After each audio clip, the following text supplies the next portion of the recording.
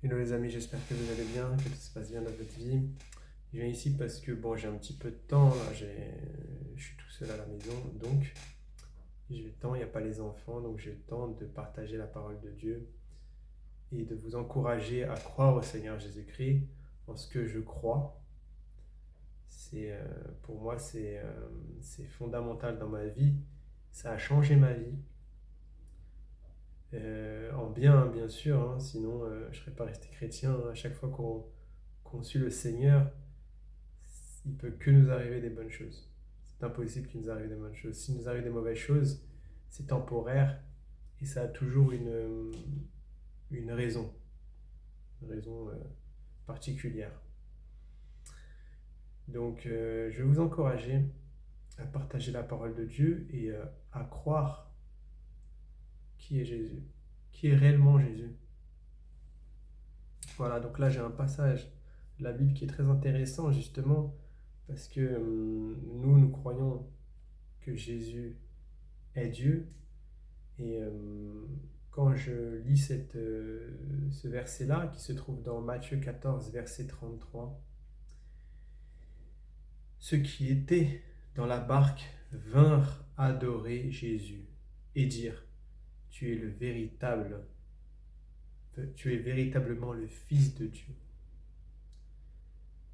Donc c'est même pas Jésus en lui-même, à ce moment-là, qui dit que c'est le Fils de Dieu, mais c'est ceux qui ont cru en lui.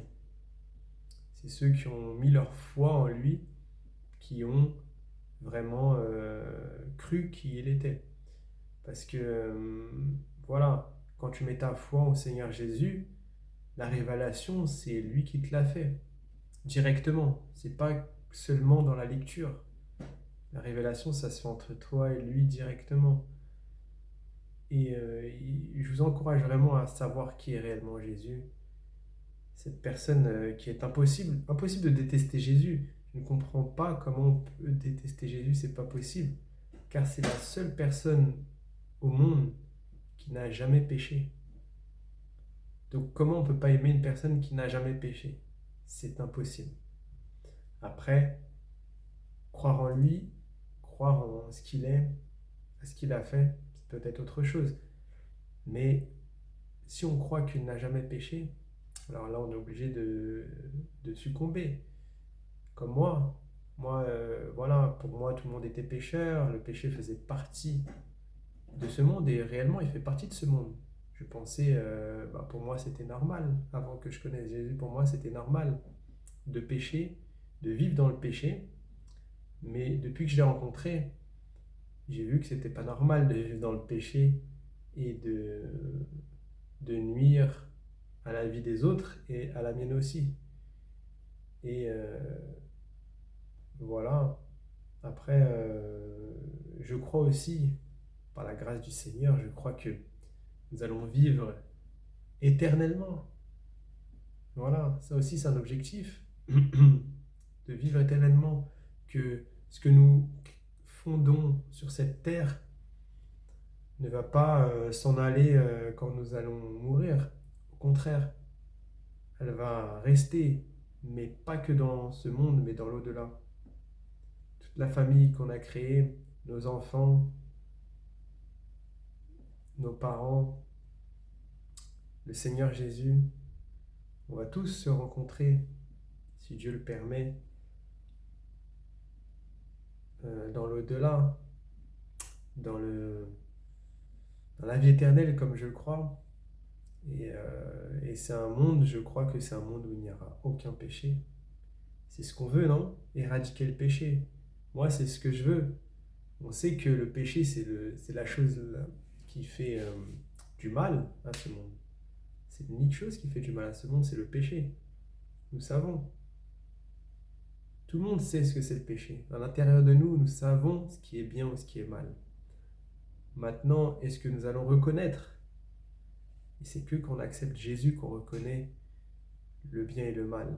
C'est là on se rend compte que, effectivement, là, voilà, je ne dois pas faire ça ou je dois faire ci. Voilà. Parce que lui nous révèle vraiment qui il est et pourquoi on est né. pourquoi on est né? On n'est pas né comme ça par hasard, hein.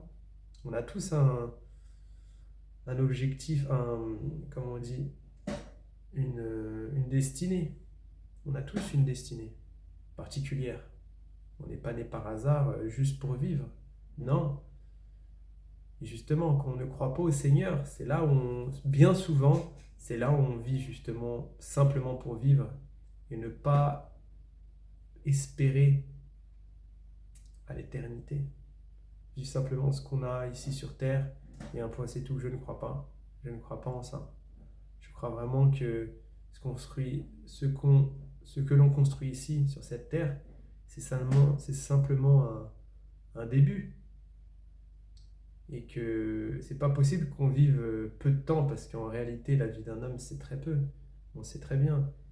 Plus ou moins, voilà, il y a des gens qui vivent très peu de temps, d'autres un petit peu plus. Enfin, mais c'est mitigé. Et en réalité, même ceux qui vivent longtemps, c'est très peu. Nous savons très bien que la vie elle passe très vite. Voilà, actuellement j'ai 36 ans, je commence à me faire vieux. C'est pas facile de vieillir. Après, bon, je suis pas très vieux, hein, 36 ans, c'est pas non plus, c'est jeune, on va dire. Mais j'ai pas envie de vieillir. Et je sais que ça fait partie de la vie de vieillir. Ça fait partie de la vie. Ça fait partie de notre nature. Mais voilà, c'est ce que je voulais vous transmettre un peu, le message de Jésus et de vraiment espérer en lui. Essayez de vous pencher, lire quelques versets juste pour que vous connaissiez qui il est et vraiment vous sachiez quelle était sa mission. Pourquoi il est venu? Pourquoi il est venu? Pour rien? Je ne crois pas. Je ne crois pas qu'il est venu pour rien. Par rapport à tout ce qu'il a fait, tout ce qu'il a dit, c'est vraiment des mots, c'est vraiment l'histoire. L'homme de Jésus, c'est vraiment la personne qui me touche réellement. Parce qu'il n'est pas venu pour sa gloire. Il n'est pas venu pour se glorifier. Et ça, c'est vraiment quelque chose de magnifique. Quand une personne, elle vient sur Terre, elle ne veut pas tout pour lui. Au contraire, elle donne tout. Et il a même donné sa vie. Et voilà, il a donné sa vie pour nous, pour nos péchés. Pour ceux qui croient en lui, le rejoignent dans l'au-delà avec lui, mais pas que, parce que ça commence ici. La vie éternelle, elle commence au moment où nous croyons au Seigneur Jésus, au moment où notre foi est en lui. Et ça, c'est important que vous sachiez ça. Important. Parce que vraiment, ce qu'il a fait pour nous, c'est magnifique. Franchement, il n'y a aucune autre personne que je pourrais adorer à part lui. C'est impossible. Je ne pourrais pas adorer une autre personne. Lui, c'est vraiment la personne la plus importante dans ma vie. La plus importante. Ma vie, elle a complètement changé depuis que je l'ai connu. Sinon, crois-moi que si je ne serais pas avec lui aujourd'hui, j'aurais pas progressé dans ma vie. J'aurais pas du tout progressé. Je serais resté vraiment à moins que rien. Pas à moins que rien parce que j'ai pas envie non plus de me... Mais on va dire, j'aurais stagné. Progresser pour moi, c'est pas que financièrement, pas du tout même. C'est vraiment familialement. Parce que Dieu travaille avec la famille. Ça, c'est très important. Dieu travaille avec la famille. Fonder une famille, vivre en harmonie, espérer au Seigneur Jésus, toujours croire que le Seigneur est avec nous, et il est avec nous, qu'il nous aide dans nos défis, qu'il nous guide aussi, parce que des fois, peut-être qu'on peut prendre un chemin qui n'est pas sa volonté, mais vraiment on essaie d'être guidé par lui, de faire des choses bien, de faire les choses suivant sa volonté, en essayant de faire sa volonté, en essayant de ne pas pécher, surtout, d'être dans un chemin où on où on ne pêche pas, où il n'y a pas de, on va dire, le moins de défauts, d'erreurs, on va dire. On essaye de faire au mieux. C'est pas facile, mais on est toujours rattrapé par le Seigneur dans tous les cas. On est toujours rattrapé par lui. Comme là maintenant, par exemple, ça fait un moment que j'ai pas fait de vidéo, ça fait très longtemps que j'ai pas partagé la parole, mais c'est surtout une question de temps à ce moment-là. Mais là, j'ai le temps et je sais que le temps que je peux lui consacrer, je lui consacre parce que lui consacrer, c'est pas que être entre lui et moi uniquement, c'est vraiment propager sa parole. Parce que ce qu'elle a fait dans ma vie, j'aimerais aussi qu'elle la fasse dans la vôtre. J'aimerais qu'elle change votre vie et que vous connaissiez vraiment Jésus. Parce que quand nous connaissons Jésus, quand nous l'acceptons dans notre vie, quand nous croyons qu'il est Seigneur et Sauveur, nous renaissons. Voilà, la Bible, elle nous le dit, hein, on renaît de nouveau. Et c'est ça exactement, on renaît de nouveau. Mais on ne renaît pas dans le sens comme on a l'habitude de connaître. On renaît spirituellement. Dans notre esprit, on a un autre esprit. Voilà, ça s'appelle le Saint-Esprit. On a notre esprit et on ne vit plus selon nos volontés. On vit vraiment, on essaye de vivre au maximum parce que des fois c'est pas facile de discerner ce que Jésus veut dans notre vie. Mais une chose est sûre pour chacun d'entre nous. Ce qu'il veut, c'est que vous partagez sa parole pour que le plus de personnes possible puissent le connaître et puissent être sauvées, surtout cette question de sauvetage, parce que on ne peut pas être malmené par Satan, par le malin, parce que on sait qu'il y a beaucoup de choses mauvaises qui circulent et ça va être de pire en pire. Mais il y a toujours un endroit où on peut se réfugier et un moyen d'y échapper et pas d'être englouti par, par les poissons, les gros poissons qui dirigent le monde, les gros poissons qui dirigent la France, l'Europe. Au contraire, quand nous croyons en Jésus, terminé, on n'est plus dirigé par eux. Et ça, c'est magnifique. Parce que quand on n'a pas le Seigneur, on est dirigé par qui? Par qui? Par nous-mêmes. Aïe, aïe, aïe. Dur. Si c'est par nous-mêmes, c'est pas facile. Hein. Je veux dire que on est rempli de péchés, on est rempli de mauvaises choses qui vraiment nous... où on perd notre dignité. Voilà. On perd vraiment notre dignité en tant qu'humain, en tant qu'être humain. En tant qu'être humain qui est capable de faire le bien comme le mal, capable de choisir. Et quand nous acceptons Jésus, nous choisissons. Bah, c'est sûr, nous choisissons de faire le bien, ça c'est certain, mais pas selon notre volonté. On est guidé. Voilà, guidé. Et après, il y en a qui vont me dire, ouais, je suis un fou. Mais c'est ce que je crois vraiment. Hein, parce qu'il faut me dire, si je ne crois pas en Jésus, je vais croire en qui? En moi? En moi? En qui?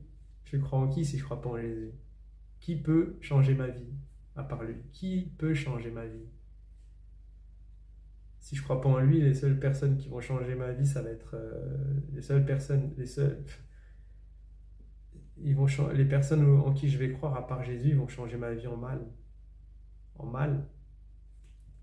Parce qu'on est tous pécheurs.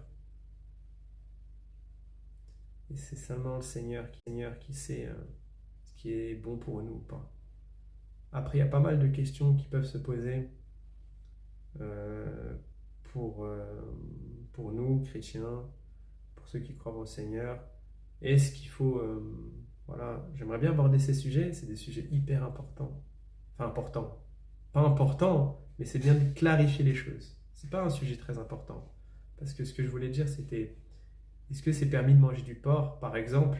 Parce que ça aussi, il y a des questions, il y a ce genre de questions qui disent c'est pas des questions importantes. Hein. Vraiment, ça c'est la chose la moins importante, mais peut-être qu'il y a des personnes qui vont se dire Oui, est-ce qu'on peut manger du porc? Regardez, dans l'Ancien Testament, il y a marqué qu'on ne mangeait pas de porc, par exemple. C'est des choses que j'aimerais bien juste aborder, en parler, et voir si vous me rejoignez dans ce que je vais dire, mais je vais me référer à la parole, c'est pas moi, hein. Je vais me référer à la parole et en ce que Jésus aussi l'a dit, et savoir vraiment si c'est cohérent ou pas. Voilà. Après, il y a aussi la circoncision, parce qu'en fait, dans l'Ancien Testament, les Juifs ont l'habitude de se circoncire et de ne pas manger de porc. Et ceux qui croient au Seigneur Jésus, forcément, ils croient à l'Ancien Testament. Donc pourquoi nous ne sommes pas circoncis et pourquoi nous mangeons du porc, par exemple? Nous ne sommes pas obligés de manger du porc, hein. Il y a un moment où je n'ai pas mangé de porc, moi par exemple, mais c'était pas une question religieuse. Après je mange du porc, mais après j'essaie de... Voilà, je mange du porc, il n'y a pas de problème. Il n'y a pas de problème, mais c'est comme toutes les viandes en fait. J'essaie de pas trop manger de viande, tu vois. C'est pas une question de religieuse ni rien, hein, c'est que j'adore la viande. Mais des fois je trouve que on mange trop de viande, quoi, c'est tout. Essayer de ralentir au niveau de la viande, manger plus de légumes, de fruits. Des fois, j'avoue que des fois, j'ai pas le choix, je mange de la viande, hein. Et j'en mange un peu, mais des fois, j'aime. Voilà. Mais je parle de toutes les viandes, hein, pas que du porc. Vraiment toutes les viandes. Essayer de ralentir la viande, c'est tout. Et rien de derrière la tête, rien, c'est plus une question de santé. C'est tout. Question de santé, on va dire. Ralentir la viande, pas trop en manger. C'est juste une question de santé. Boire beaucoup d'eau, éviter les boissons sucrées. Je vais pas dire que j'en bois pas, mais on va dire quand je suis chez moi tout seul, je bois que de l'eau par exemple. Quand je suis chez moi, enfin tout seul. Quand je suis chez moi, je bois que de l'eau. Quand je vais chez des gens, là, voilà, c'est des tentations. On va dire que chez moi, je bois que de l'eau. Et pareil pour la viande, hein. La viande, on mange très modérément de la viande à la maison. Mais c'est pas une question de religion, c'est vraiment on essaie de prendre soin de notre santé aussi. C'est tout. Parce qu'on sait que ce qu'on mange aussi, voilà, c'est autre chose. Ça, c'est encore une autre question. Ce qu'on ingère dans notre corps, c'est encore une autre question à se poser. Ça, c'est autre chose. Voilà. Donc, euh, voilà, c'est tout ce que je voulais vous dire. Je suis content d'avoir fait cette vidéo. Au moins, ça me permet de partager la parole, d'être en contact avec des personnes que peut-être que ça fait longtemps que je n'ai pas parlé, ça c'est sûr, hein. Ça fait longtemps que je n'ai pas parlé à pas mal de personnes qu'il y a sur les réseaux. On est là, hein, on est toujours présent, on vit une vie de famille comme on a toujours rêvé d'avoir, une vie de famille, une femme, des enfants. On vit notre vie, la vie que j'ai toujours voulu. Voilà. Que le Seigneur avait déjà mis dans mon cœur depuis que je suis né. Parce que ça, le fait d'avoir envie de fonder une famille, c'était depuis que je suis petit. Depuis que je suis petit, j'ai toujours voulu avoir une famille. Maintenant, le problème qui se posait, c'était plutôt choisir la bonne femme. Et voilà, ça c'est encore une autre question. Choisir la bonne femme. Il n'y a que quand j'ai... C'est le Seigneur qui me l'a donné, ma femme par exemple. Pas facile ça aussi. Mais c'est grâce au Seigneur que j'ai trouvé la femme que j'aime, avec laquelle j'ai fait 2 enfants, de beaux, merveilleux enfants, et j'en suis très content. Et voilà, si on est focalisé sur le Seigneur, c'est sûr que là, rien ne pourra nous arrêter. Voilà, et c'est ce que j'espère pour tout le monde, se focaliser vraiment sur le Seigneur Jésus. Et d'essayer de lire un peu la Bible juste pour le connaître, savoir qui il est, parce que c'est en lisant qu'on sait qui il est, savoir connaître des versets, enfin pas connaître par cœur, au contraire, il n'y a rien de par cœur. Juste lire la Bible et savoir qui il est, le connaître, le placer dans notre cœur. Passez une excellente journée. À très bientôt.